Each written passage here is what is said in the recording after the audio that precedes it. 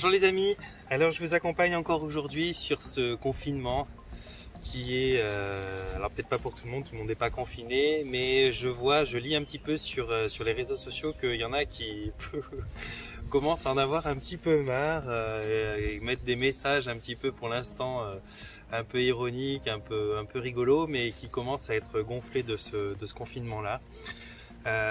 Et je pense que c'est notamment les gens qui n'ont pas de jardin, qui n'ont pas de possibilité de sortir à l'extérieur, qui sont relativement bloqués dans des HLM, des immeubles un petit peu en ville, et puis c'est compliqué pour eux. Et puis je l'entends bien, je peux le comprendre, c'est pas évident. Alors aujourd'hui, pour toutes ces personnes qui sont en ville et qui n'ont pas la facilité de se retrouver, comme moi, là pour tout vous dire, moi je suis à vol d'oiseau, je suis à 400 ou 500 mètres de chez moi. Dès que je sors de chez moi, j'ai déjà un petit peu de terrain autour, mais dès que je sors de chez moi, j'ai juste à traverser une route et je suis dans un champ, et de ce champ, je pars dans la petite forêt. Enfin, c'est pas vraiment des forêts, c'est des bordures entre deux parcelles de champs, là où je suis par exemple. D'un côté il y a un champ, de l'autre côté il y a un champ, et tout le monde n'a pas cette chance-là.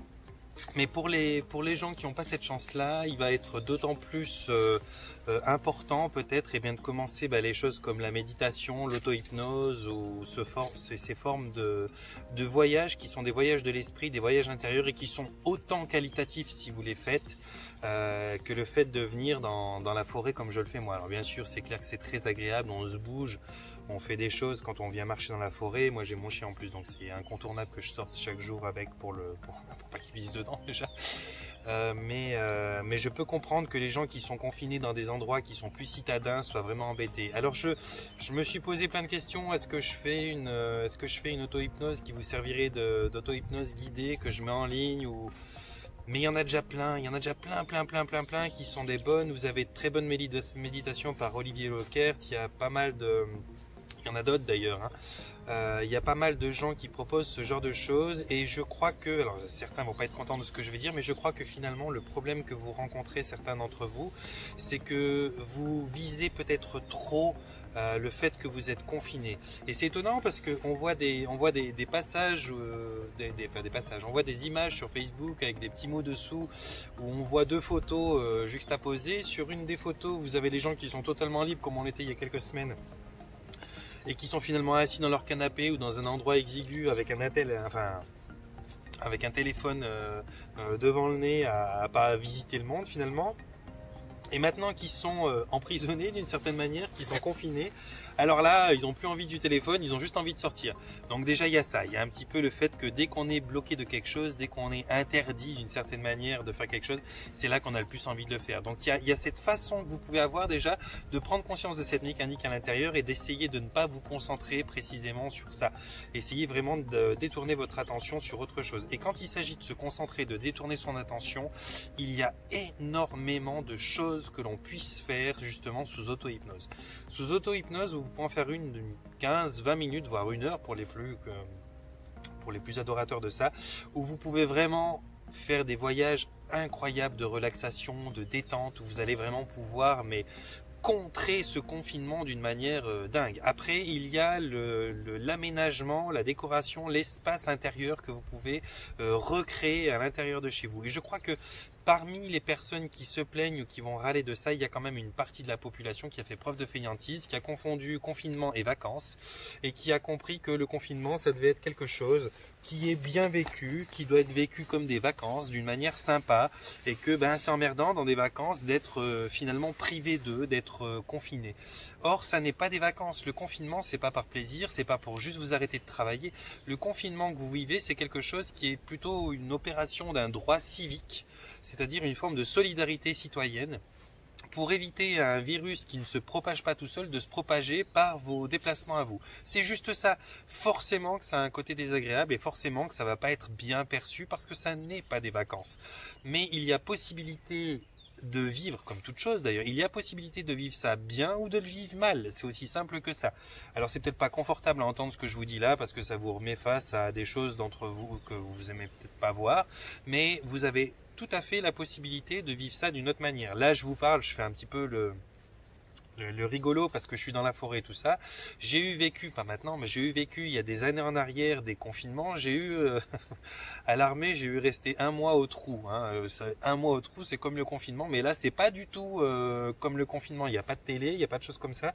C'est un mois de rien dans une pièce où on fait rien.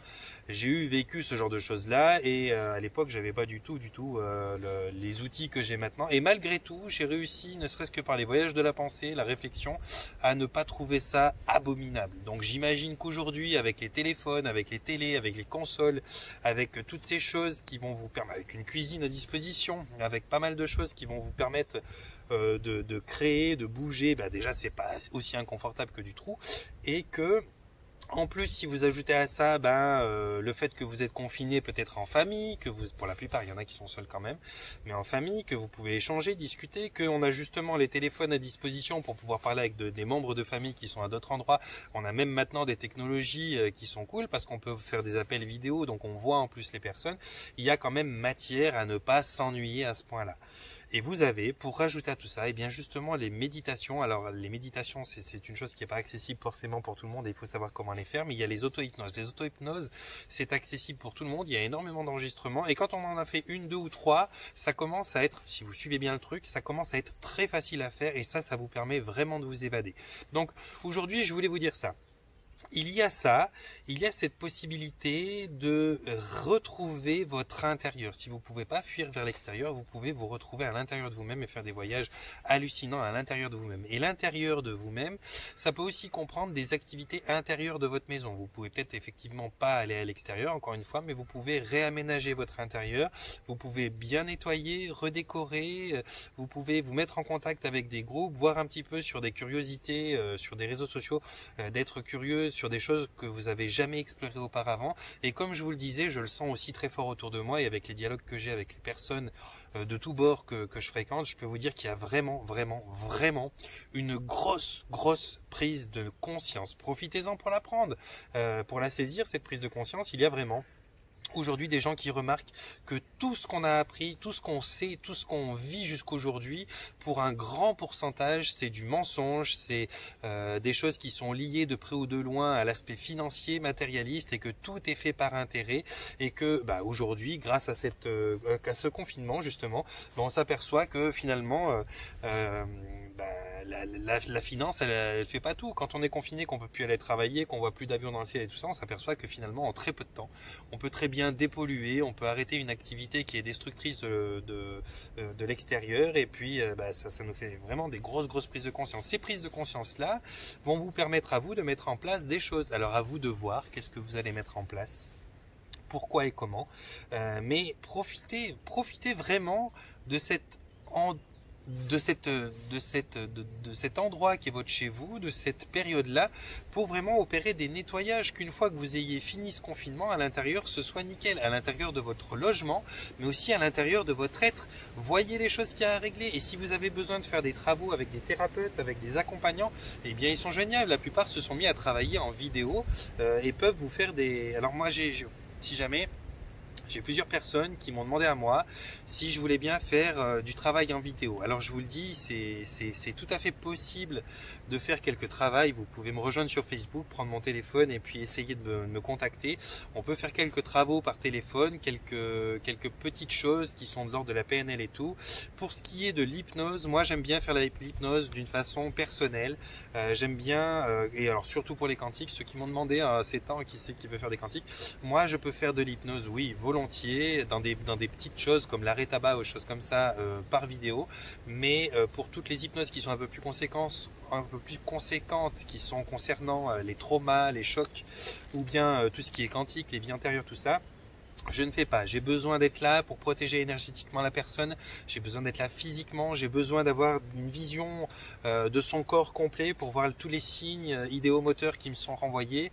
Les signes idéomoteurs, pour ceux qui ne savent pas, c'est tous les petits mouvements du corps, le battement de cœur, le doigt qui va bouger, l'orteil, le machin. Il y a plein de choses qui se passent pendant que vous êtes en hypnose, qui sont des messages qui nous sont envoyés à nous thérapeutes pour qu'on puisse se repérer par rapport à ce qu'on est en train de faire. Donc ça, j'en ai besoin, et par vidéo, vidéo, c'est pas possible. Sans compter que si on est dans un état d'hypnose qui est particulier, plus ou moins profond, et que tout d'un coup il y a une mauvaise connexion ou une coupure, ou alors que vous entendez ma voix comme un ordinateur qui bug, c'est vraiment le meilleur moyen de foirer une séance. Et j'ai pas du tout envie d'avoir ce genre de qualité là dans mes séances. Donc je peux faire un minimum, on va dire ça comme ça, mais pour toutes les séances qui sont sérieuses, conséquentes et qui sont plus ou moins profondes, je fais rien par vidéo, je ferai quand on aura arrêté le confinement, on se retrouvera puis on fera ensemble. Ceci étant dit, essayez peut-être pour ceux qui ont un peu de peine de vraiment voir comment nettoyer, comment arranger votre intérieur de votre être, mais aussi l'intérieur de vos logements, parce qu'il y a sûrement, comme chez tout le monde, chez moi je l'ai fait, j'ai passé une semaine avec toute ma famille à nettoyer tout le tour de la maison. Il y avait beaucoup à faire, on a fait énormément, il reste encore pas mal à l'intérieur. Je pense qu'un mois c'est quelque chose de largement suffisant pour pouvoir faire un grand nettoyage. Essayez de vous retrouver, essayez d'expérimenter des choses, et surtout comprenez bien qu'en fait finalement il y a une partie de vous qui a mal compris, mal interprété ce qui se passe. On n'est pas en vacances, on est en confinement, et donc si vous le prenez comme un arrêt qui est une pause et des vacances, c'est clair que vous allez forcément avoir votre intellect, votre mental qui va se frustrer de ce qu'il ne peut pas faire dans les vacances qu'il a l'habitude de vivre. Or, ça n'est pas des vacances. Il faut dire les choses comme elles sont. C'est un confinement. Et dans un confinement, pour le rendre intéressant et créatif et pas suppressif, ou pas que ce soit pas subi, quoi, si vous voulez, eh bien il faut le rendre le plus constructif possible. Et donc le rendre constructif, ça veut dire ne pas être trop feignant, ne pas se dire bon je ne bosse pas donc du coup je vais dans le canapé. Bien sûr qu'il faut prendre aussi des moments comme ça, mais l'intérêt premier, c'est de vous occuper un maximum et de faire toutes les choses que vous avez remis à plus tard parce que vous vouliez pas les faire parce qu'elles sont chiantes. C'est le moment.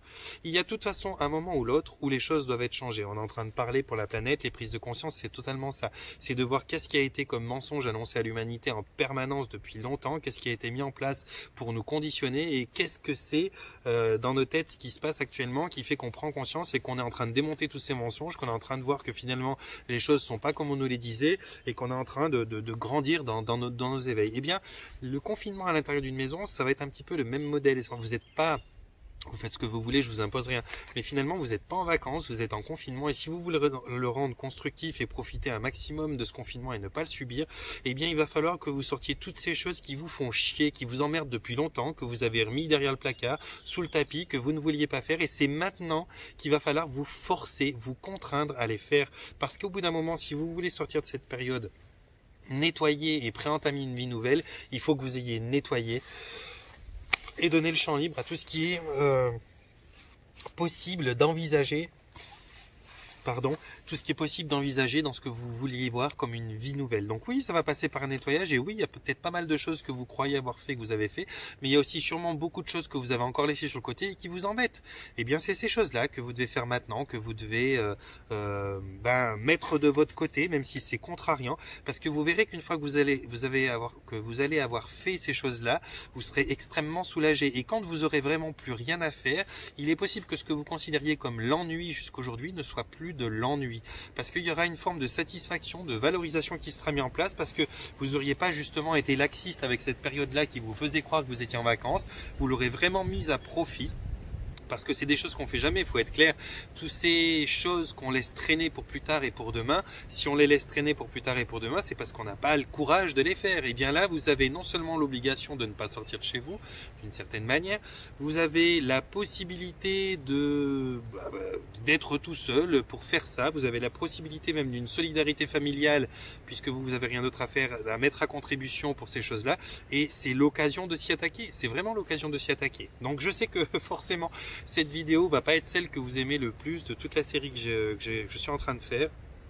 Mais je peux vous garantir qu'il y a beaucoup à prendre de ça. Si vous pouvez profiter pour prendre toutes ces choses que vous avez mis de côté, que vous avez laissé traîner pour les faire maintenant que vous en avez la possibilité et pas le choix d'une certaine manière, eh bien faites-le, parce que vous verrez que ça va énormément changer l'apport énergétique dans vos vies. Voilà, pour ceux qui ont envie de mettre des commentaires pour avoir, je sais pas, un petit coup d'entrain, une petite impulsion par mois, à travers un discours, à travers un téléphone, eh bien n'hésitez pas, hein, je suis là, je vous soutiens, moi je suis disponible pour toutes ces choses-là. Avec grand plaisir. Et puis ben, vous pouvez me retrouver sur ma page Facebook pour avoir des liens plus privés avec moi, parce que sur Facebook je vous donnerai ben, tout mon numéro de téléphone, toutes ces choses là pour les gens qui veulent vraiment me contacter et rentrer en contact plus serré justement avec moi. Et puis voilà. D'ici là, ben, moi je vais vous faire un panier de bisous. Je vais vous souhaiter comme d'habitude de vous porter bien, de prendre soin de vous, et puis de pas